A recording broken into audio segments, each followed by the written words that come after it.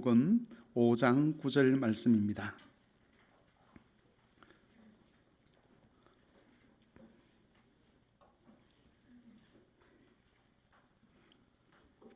마태복음 5장 9절 한 절 말씀입니다.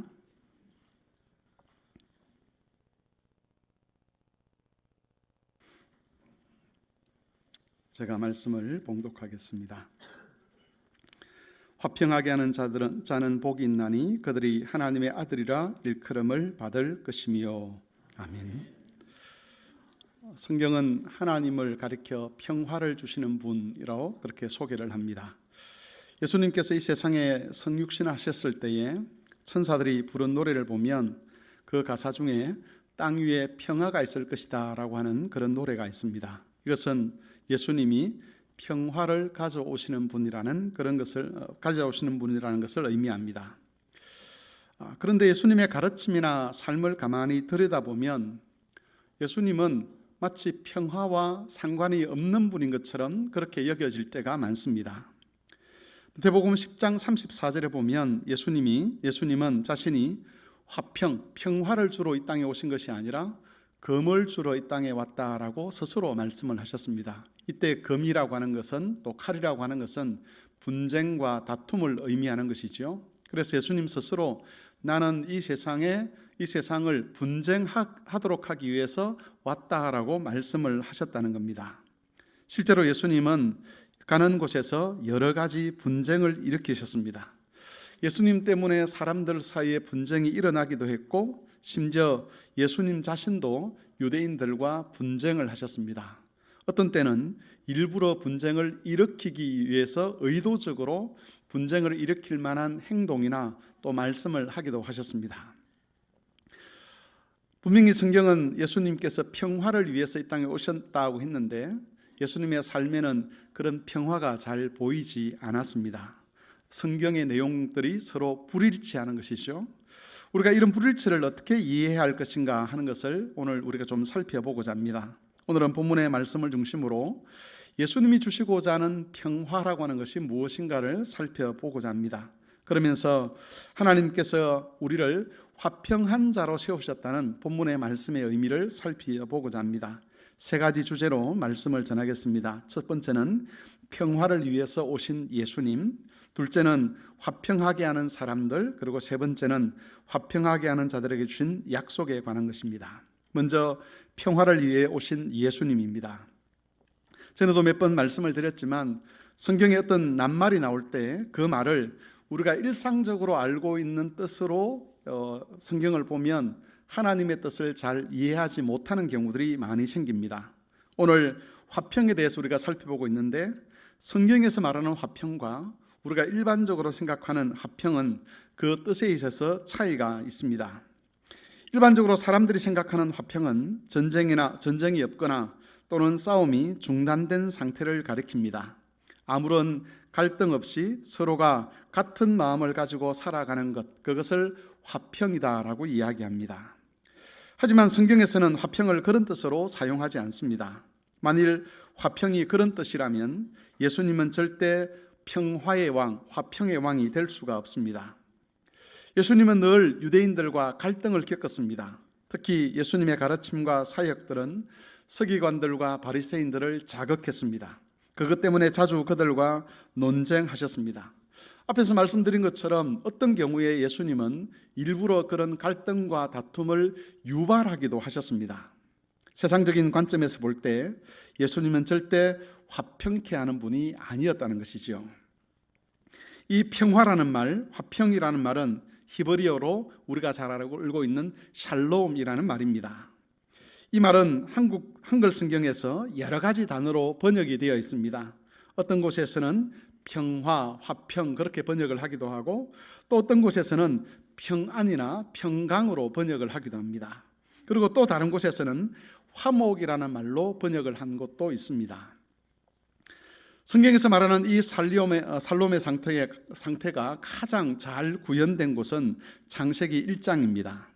하나님께서 6일 동안 천지를 창조를 하셨는데 하루의 사역이 끝날 때마다 하나님은 그 세상을 보시고 좋아라 하셨습니다. 그리고 마지막 날에는 그 모든 세상을 보시고 너무 좋아하셨습니다. 그래서 창세기의 저자는 하나님이 심히 좋아하셨다라고 그렇게 기록을 합니다. 태초에 땅은 혼돈하고 공허했습니다. 거기에는 깊은 흑암이 있었습니다. 하나님께서 그 혼돈스럽고 공허한 세상에 질서를 부여하시고 의미를 부여하셨습니다. 또한 깊이를 알 수 없는 흑암을 뚫어내고 빛이 세상에 비치도록 하셨습니다. 하나님에 의해서 창조된 피조물 하나하나에 하나님의 영광과 거룩한 성품들이 충만하게 채워져 있었습니다. 특별히 사람은 피조물임에도 불구하고 하나님의 형상을 가지고 있었고 하나님의 영광과 하나님의 권세로 충만한 존재가 되었습니다. 창세기 1장이 증거하는 바로 그 세상의 온전한 상태, 질서와 의미가 가득 채워져 있는, 하나님의 영광과 권세가 가득 채워져 있는 그 상태를 가리켜서 성경은 샬롬이다, 평화라 그렇게 이야기를 합니다. 하나님의 영광과 거룩이 충만하고 하나님이 정하신 질서와 의미를 따라서 만물이 존재함으로써 하나님이 보시기에도 조금도 모자람이 없는, 그래서 하나님 보시기에 심히 좋은 그런 상태가 평화의 상태입니다. 그러나 지금 이 세상에는 이런 평화가 없습니다. 죄가 들어온 이후에 하나님이 보기에 좋았던 그 세상은 타락하고 변질이 되었습니다. 죄가 참 평화를 파괴해버린 겁니다. 평화가 파괴되어 버렸다는 것은 이 세상에서 일어나고 있는 여러 가지 현상들을 통해서 우리가 분명하게 알 수가 있습니다. 우리가 예배하고 있는 이 시간도 지구상 어떤 곳에서는 크고 작은 분쟁들이 끊이지 않고 일어납니다. 평화를 위해서 유엔이라고 하는 국제기구를 창설했지만 유엔이 창설된 이후에 지금까지 전쟁이 멈추었던 날은 단 하루도 없었다고 합니다. 이것뿐만 아니라 사람들 중에는 여러 가지 이유로 심적이고 정신적인 고통을 받는 사람들이 있습니다. 그것은 마음의 평화가 깨진 것이죠. 어떤 경우에는 그 고통의 이유를 알기도 하지만 많은 경우에는 왜 그런 고통을 겪어야 되는지 이유도 알지 못한 채 그런 심적이고 정신적인 고통을 겪는 그런 경우들도 많이 있습니다. 어떤 사람들은 자신의 원래 마음은 그렇지 않는데 주위 사람들에게 끊임없이 상처를 주는 그런 사람들도 있습니다. 부모 때문에 씻을 수 없는 마음의 상처를 안고 살아가는 자녀들도 있습니다. 배우자 때문에 큰 고통을 안고 살아가는 그런 사람들도 있습니다. 이 모든 현상들이 하나님이 창조하신 그때에 세상에 있었던 그 평화, 그 샬롬이 파괴된 상태라는 것을 우리에게 반증하고 있습니다. 예수님은 이런 세상, 평화가 파괴된 이 세상에 평화를 주기 위해 오신 분입니다. 따라서 예수님을 가리켜 평화의 왕이라고 하는 것은 예수님이 아무런 갈등도 일으키지 아니하고 좋은 것이 좋은 것이다라는 그런 식으로 모든 상황을 다 긍정해 주신다는 그런 뜻이 아닙니다. 예수님은 죄 때문에 파괴되어 버린 바로 그 샬롬을 회복하기 위해 오셨기 때문에 죄와 관련된 것과는 싸우셔야만 했습니다. 그래서 바리새인들과는 갈등을 일으킬 수밖에 없었습니다. 서기관들과 사이좋게 지낼 수가 없었습니다. 진리를 왜곡하고 불의를 행하는 대제사장들을 향해 분노하고 책망하실 수밖에 없었습니다. 거기에는 사람들이 일반적으로 생각하는 그런 하나됨, 그런 평화, 그런 화해가 용납되지 않았다는 겁니다. 그래서 여러분, 불의와 거짓을 회개하지 않는다면 예수님과 원수될 수밖에 없습니다. 욕심을 버리지 아니하고 이기적인 마음과 태도를 버리지 않는다면 바리새인들과 서기관들이 들었던 그 저주의 말씀을 우리도 들어야만 합니다. 미워하는 마음과 시기하고 정오하는 마음을 내려놓지 않고 또 악하고 강포한 태도를 회개하지 않는다면 하늘로부터 임하는 불의 심판을 피할 수 없게 되는 것입니다. 예수 그리스도께서는 그런 자들과 전쟁하시는 하나님, 그 전쟁을 통해서 불의를 극복하고 참 샬롬을 가져오시는 하나님이십니다. 그러나 여러분, 죄인들이나 쇠리들이라 할지라도 예수님을 그리스도로 영접하고 자기의 죄된 삶의 태도와 방식을 회개하면, 그래서 돌이킨다면 그런 사람들이라 할지라도 누구나 예수님으로부터 평화를 선물로 받습니다. 비록 이 땅에서 그 평화라는 것이 완벽하지는 않지만 그것을 선물로 받은 사람은 세상이 알 수도 없고 이해할 수도 없는 그 평강이, 그 위로가 자기 안을 가득 채운다는 것을 깨닫게 됩니다. 그렇게 되면 상처가 치유가 됩니다. 부모로부터 받은 상처, 배우자로부터 받은 상처들, 다른 사람들 때문에 생긴 여러 가지 심적이고 정신적인 고통에서 자유를 얻게 되는 것입니다. 그리스도의 말씀을 듣고 자기의 거짓되고 이선된 삶의 태도와 방식을 과감하게 포기해버리면, 그래서 그 가르침에 순종하려고 하면 정도의 차이는 있지만 모든 믿음의 사람들이 이런 주님이 주시는 평화를 가슴에 안고 살아가게 되는 겁니다. 그래서 땅 위에 있으면서도 하늘의 것을 마음에 품고 하늘의 도를 따라 사는 그런 사람이 되는 것이죠. 교우 여러분, 그리스도 앞에서 어떤 태도를 취할 것인지를 잘 생각해 보시기를 바랍니다. 우리가 하나님의 말씀 앞에 서면 늘 양심의 가책을 갖게 됩니다. 주께서 우리의 허물과 죄에 대해서 지적하실 때가 많이 있죠. 그것은 우리를 일부러 고통스럽게 하거나 일부러 우리의 양심을 자극해서 죄책감을 불러일으키기 위해서 그렇게 하시는 것이 아니라 우리에게 참 평화를 주시기 위함이라는 것을 알아야만 합니다. 그리스도께 주시는 그 참 평화가 우리의 심령을 장악하게 되면 우리가 그리스도처럼 살아갈 수 있게 됩니다. 나에게 위해를 가한 자를 용서할 수 있는 힘이 바로 그 평화에서 오는 것이죠. 하나님이 우리를 가득 채우신 그 평화로부터, 그 샬롬으로부터 하나님 말씀에 순종할 수 있는 힘을 얻게 되는 것입니다. 이것이 예수 그리스도께서 평화의 왕으로 오셔서 우리 안에 이루시고자 하는 일입니다. 두 번째로, 그러면 예수 그리스도 외에 화평하게 하는 또 다른 사람들은 누구겠습니까? 성경에서 화평하게 한다고 할 때 그 주어는 거의 대부분 하나님입니다. 참 평화를 이루는 것은 죄의 문제를 해결하는 것과 관련이 있기 때문에 하나님이 아니고서는 평화를 주는 주인공이 될 수 없다는 것이죠. 그럼에도 불구하고 성경은 화평하게 하는 사람이 있을 것이다 라고 그렇게 증거를 합니다. 오늘 본문 말씀에서도 예수님은 화평하게 하는 자들에 관해서 언급을 합니다. 이 화평하게 하는 자들이 누구인가를 잘 가르쳐주는 말씀이 고린도후서 5장 17절에서 20절에 기록되어 있습니다. 이 성경은 같이 한번 찾아서 읽어보도록 하겠습니다.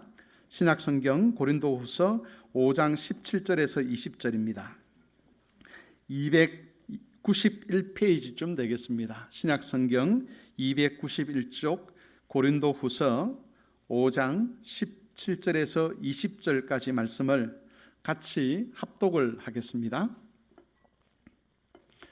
합독한 이후에 덮지 마시고 그 본문을 그대로 한번 펴두시기를 바랍니다. 다 같이 읽겠습니다. 시작. 그런즉 누구든지 그리스도 안에 있으면 새로운 피조물이라. 이전 것은 지나갔으니 보라 새 것이 되었도다. 모든 것이 하나님께로서 났으며 그가 그리스도로 말미암아 우리를 자기와 화목하게 하시고 또 우리에게 화목하게 하는 직분을 주셨으니 곧 하나님께서 그리스도 안에 계시사 세상을 자기와 화목하게 하시며 그들의 죄를 그들에게 돌리지 아니하시고 화목하게 하는 말씀을 우리에게 부탁하셨느니라. 그러므로 우리가 그리스도를 대신하여 사신이 되어 하나님이 우리를 통하여 너희를 권면하시는 것 같이 그리스도를 대신하여 간청하노니 너희는 하나님과 화목하라. 여러분, 여기에 우리가 잘 알고 있는 말씀이 나옵니다. 그리스도 안에 있으면 누구나 다 새로운 피조물이라고 하는 이 말씀입니다. 여러분, 이때 이 새로운 피조물이라는 말이 가지고 있는 가장 큰 의미는 무엇이겠습니까? 그것은 하나님과 화목한 사람이 되었다는 겁니다. 이때 이 화목은 화평이라는 말입니다. 샬롬이라는 말입니다. 18절에서는 고린도 교인들을 새로운 피조물로 되도록 한 모든 것이 하나님으로부터 났다라고 그렇게 기록을 합니다. 그러면서 바울과 그 일행들은 다만 하나님으로부터 화목하게 하는 직분을 받았을 뿐이고 또 그 직분을 따라 실제로 일을 할 수 있도록 화목하게 하는 말씀을 받았다라고 그렇게 전합니다. 앞에서 말씀드린 것처럼 이 화목이라고 하는 것이 바로 샬롬입니다. 그러니까 예수 그리스도의 복음을 전하는 바울의 사역을 통해서 이 고린도 교인들이 새로운 피조물, 마치 첫 창조의 그 하나님의 형상을 가진 아담처럼, 그 첫 사람처럼 하나님과 평화를 누리는 관계, 하나님 안에서 참 자유를 누리는 그런 피조물이 되었다는 겁니다. 여러분, 말씀의 사역자들이 교회 안에서 바른 교리를 가르치고 설교할 때에 성도들이 그 합당한 말씀을 듣고 하나님과 싸우기를 포기하고 자기 고집이나 전통이나 사상이나 신념들을 내려놓을 때에 창조 때의 평화가 우리에게 임하게 되는 겁니다. 그 상태를 가리켜서 고린도후서 5장 17절에서는 새로운 피조물이 되었다라고 그렇게 설명을 합니다. 하나님의 평화로 충만한 새로운 하나님의 형상이 된 것입니다. 이것은 18절에서 이야기하는 것처럼 목사 개인에게서 나오는 것이 아니죠. 18절 말씀을 다시 한번 같이 읽어보겠습니다. 18절 다 같이 읽겠습니다.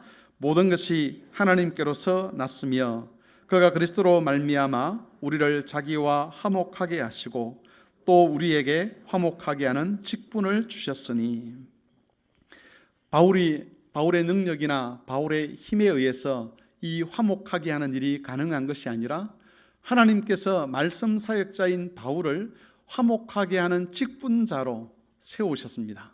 그리고 그 일을 가능하도록 화목하게 하는 말씀, 복음의 말씀을 주신 것이지요.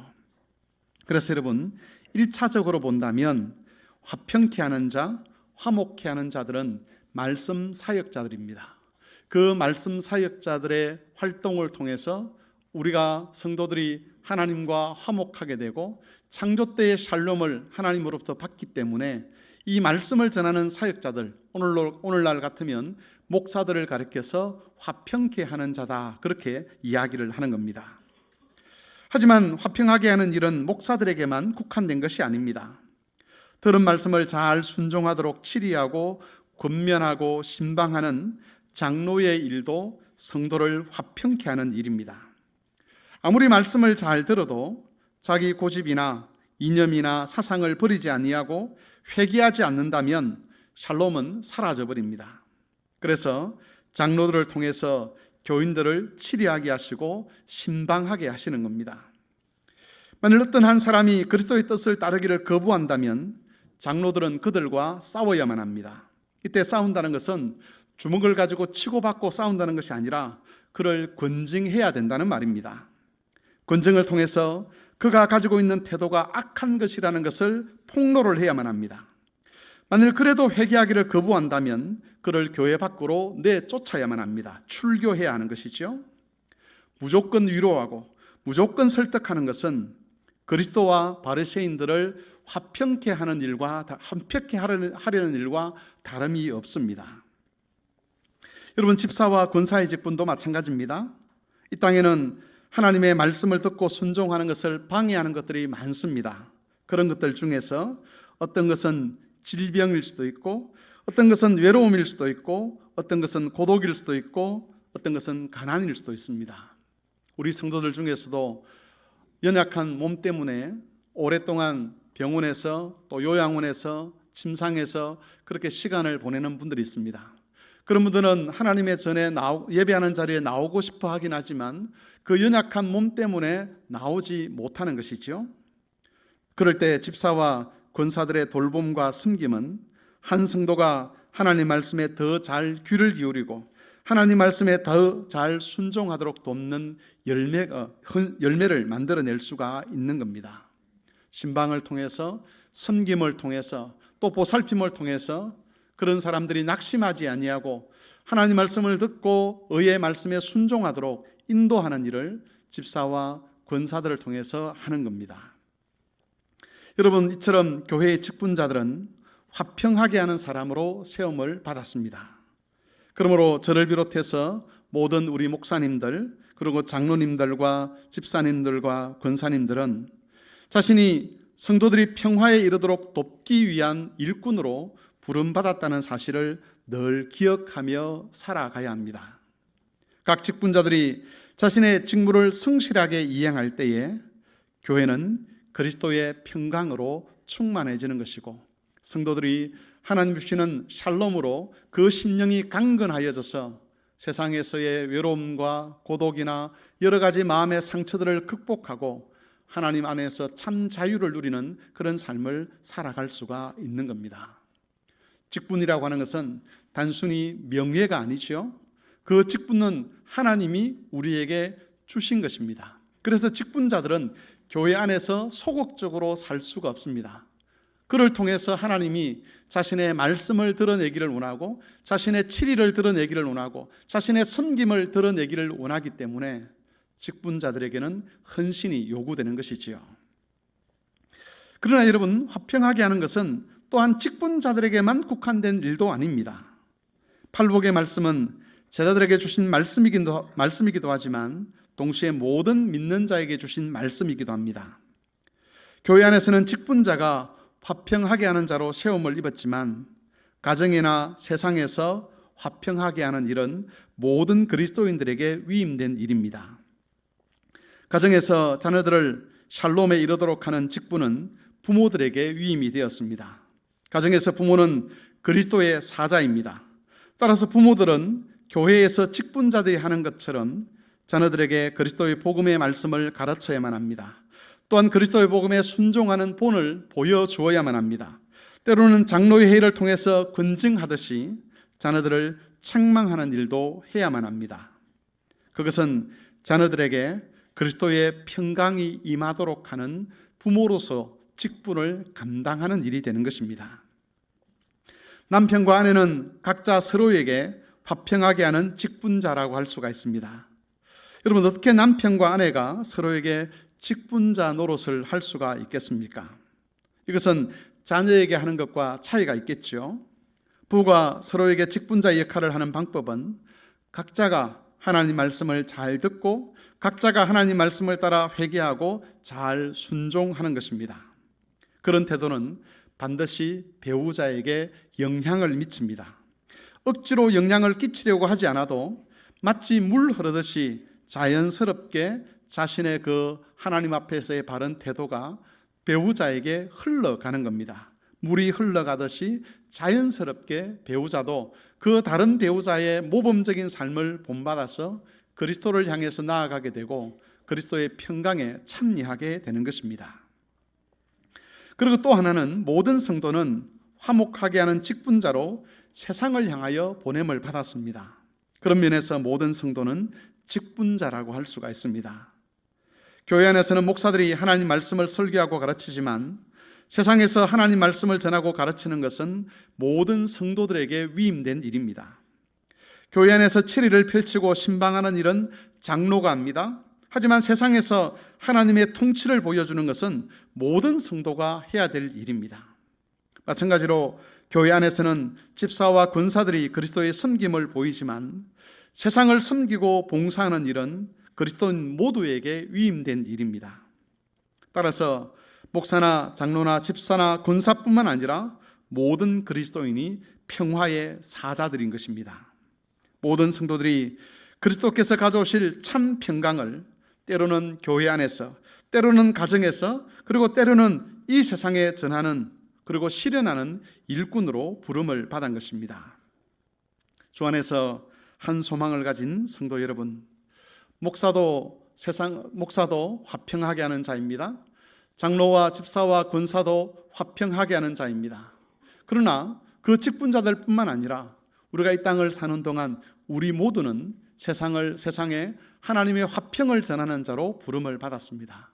우리가 속해 있는 가정, 우리가 속해 있는 지역사회, 우리가 속해 있는 이 세상에 우리는 그리스도의 복음을 전하고 그 복음이 가져올 참 평강을 전하는 자로, 그리고 그것을 살아내는 자로 부름을 받았습니다.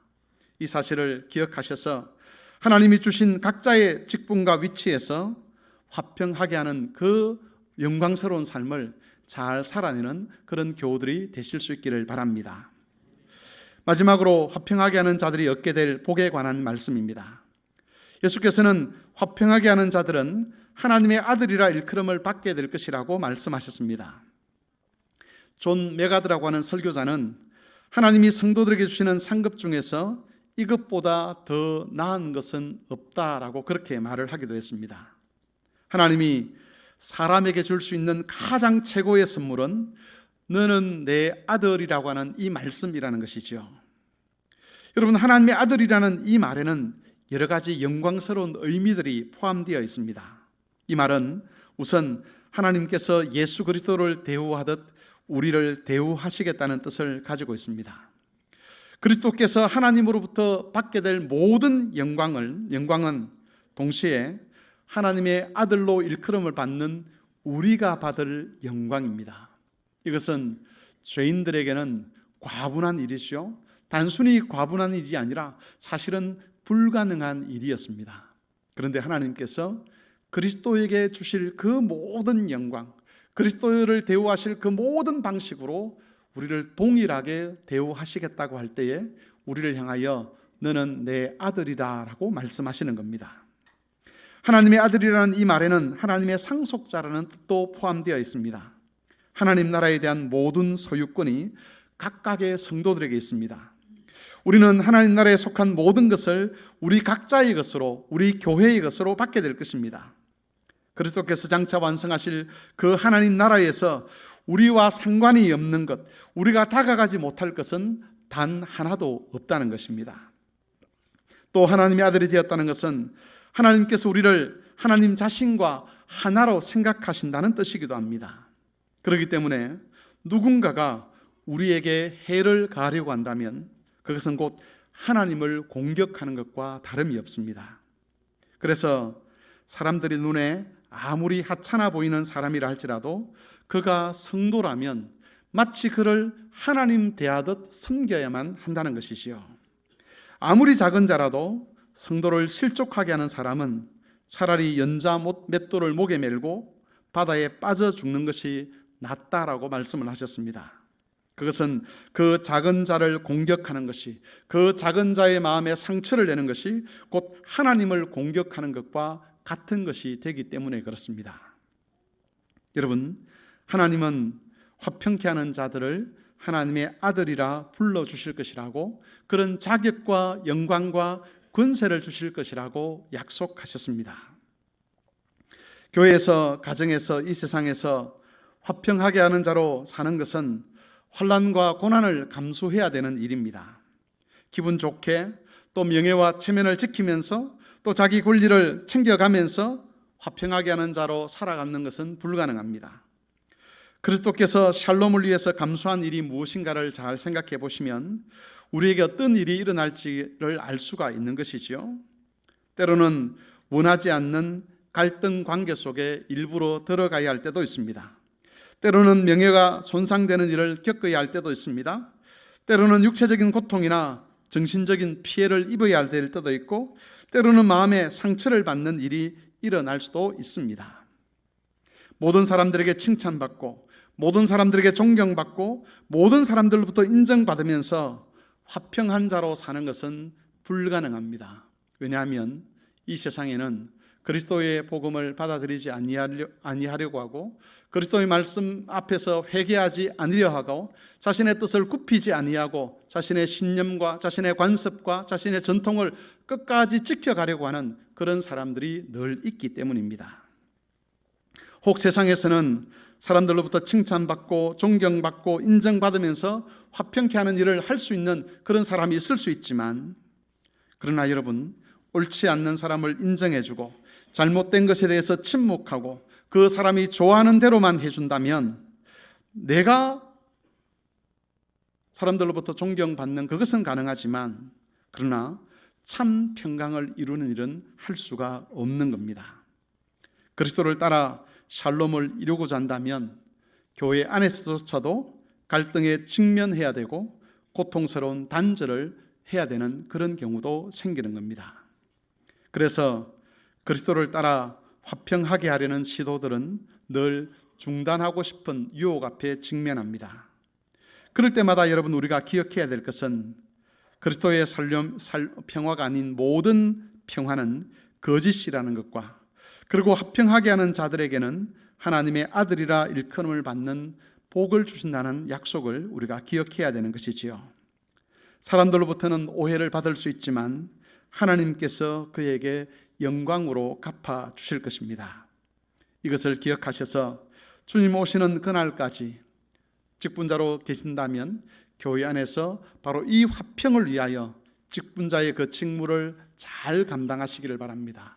혹 직분자가 아니라 할지라도 여러분의 가정에서 여러분이 몸담고 살아가는 그 사회 속에서 그리고 여러분이 살고 있는 이 세상 속에서 우리가 하나님의 화평을 전하는 자로서 우리에게 맡겨진 그 일들을 잘 감당함으로 하나님의 아들이라 일컬음을 받기에 부족함이 없는 그런 모든 교우들이 되시기를 바랍니다.